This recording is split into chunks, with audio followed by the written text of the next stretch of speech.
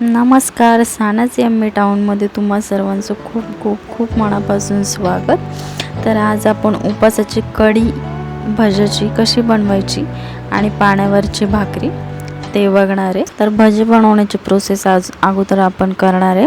त्यासाठी मी एक कच्चा बटाटा किसून घेतला आहे, त्यात चवीपुरते मीठ टाकलं आहे, अर्धी वाटी दही, त्यानंतर 2 चमचे छोटे जिरा पावडर आणि आवश्यकतेनुसार मी मिरचीचा ठेचा 2 चमचे टाकलेला आहे मी। तुम्हाला जर तिखट हवे असतील भजी तर तुम्ही अजून टाकू शकता।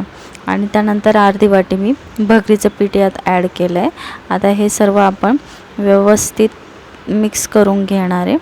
थोडंसं फक्त 2 चमचे पाणी यात मला लागलं आहे मिक्स करायला। दाटसरच आपल्याला गोळा मळून घ्यायचा आहे या पिठाचा। तर अशा प्रकारे हे भजीचं आपलं बॅटर तयार झालेलं आहे। त्यात मी वरतून भरपूर अशी कोथिंबीर घालून घेतली। आता आपण कढीचं तयार करून घेऊयात। त्याच बाउलमध्ये मी अर्धी वाटी भगरीचं पीठ, त्यानंतर 2 चमचे जिरं, त्यानंतर मी 1 वाटी मोठी वाटी दही आणि चवीनुसार मी मीठ टाकून घेतलं आहे उपासाचं। आणि पाणी टाकून आपल्याला रवा डोशाचं बॅटर असतं पातळ असं, तसं आपल्याला हे बॅटर करून घ्यायचं आहे। आता हे दोघंही आपले तयार झालेले आहेत। पीठ आपलं फुलतं आहे मस्त। आता मी उकड काढून घेतली एका साईडला भगरीची। त्याची प्रोसेस मी तुम्हाला मागच्या व्हिडिओमध्ये दाखवलेली, उकड कशी काढायची।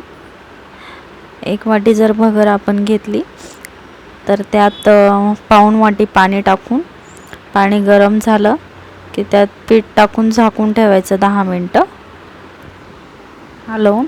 आणि 10 मिनटानंतर अशा प्रकारे पीठ काढून घ्यायचं आणि खूप व्यवस्थित प्रकारे असं भरपूर रगडून पीठ आपलं मळायचं।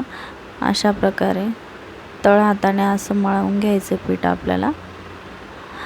त्याच्याने भाकरीला आपल्या क्रॅक जात नाही।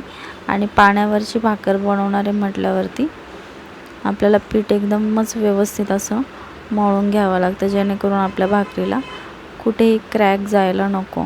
तर अशा प्रकारे हातावरच गोल गोल गोल असा गोळा आपल्याला करून घ्यायचा आहे। अशा प्रकारे हातावरतीच आपल्याला राऊंड थोडाफार, जर तुम्हाला येत नसेल तर तुम्ही खाली परातीमध्ये पाणी टाकून केला तसा राऊंड तरी काही प्रॉब्लेम नाही आहे। तर अशा प्रकारे चाणकी इतकी भाकरी आपल्याला हातावरती थापून घ्यायची आहे।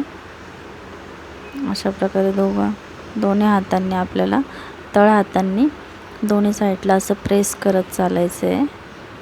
आणि आता मी खाली पूर्ण पाणी लावून घेतलं आहे परातीला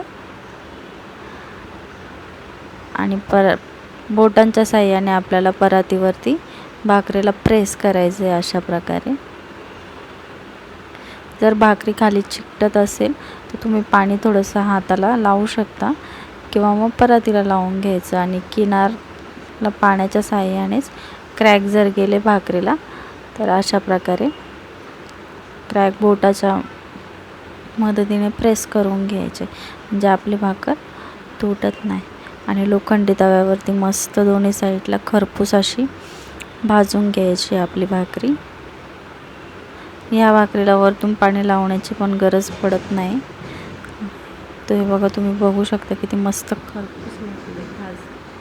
अशाच प्रकारे दोन्ही साईडने भाकरी आपली भाजून घ्यायची आपल्याला। इथे मी कढईमध्ये तेल टाकलं आहे, तेल गरम होऊ द्यायचं आहे मस्त कडकडीत। आणि आता आपल्याला भजी सोडून घ्यायची आहेत आपले तेलामध्ये। आता इथे आपली कढी तयार होणार आहे। हे आपली भजी तयार होत आहेत। फास्ट गॅसवरतीच मस्त गोल्डन अशी आपली भजी बनवून घ्यायची आपल्याला। ही उपासाची कांदा भजी आपली तयार झाली आहेत। हे बघा, तुम्ही बघू शकता अशा प्रकारे आपल्याला भजी मस्त अशी खरपूस तळून घ्यायची। आता मी पुढची बॅच पण अशा प्रकारे तळून घेणार आहे। आणि कढी बनवण्यासाठी पूर्ण तेल आपल्याला काढून घ्यायचं आहे। आता मी थोडंसं तेल एकदम ठेवलं आहे, त्यात मी कढीपत्ता आणि जिरं टाकून घेतलं आहे. आता हे व्यवस्थित तडतडू द्यायचं आहे आपल्याला. यानंतर मी मिरचीचा ठेचा टाकून घेणार आहे आणि ठेचा टाकून व्यवस्थित मी फ्राय करून घेणार आहे.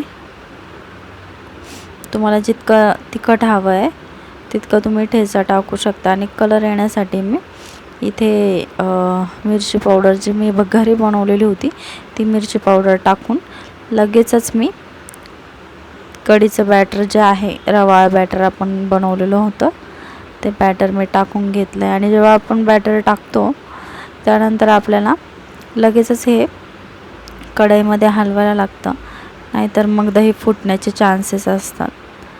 कढी आपली बिघडू शकते. तर उकळी आल्यानंतर मी भजी आपली मस्त सोडली आहेत कढीत आणि एक 10 ते 15 मिनटं आपल्याला कढी मस्त उकळू द्यायची. आणि तुम्ही बघू शकता मस्त अशी आपली पाण्यावरची भाकरी, उपवासाची आणि कढी तयार झालेली आहे बनवून. किती छान दिसते. घरी नक्की ट्राय करा. आवडली असेल रेसिपी तर लाईक करा, सोबतच सबस्क्राईब करा, बेल आयकॉनवर क्लिक करायला विसरू नका. धन्यवाद. Thanks for watching.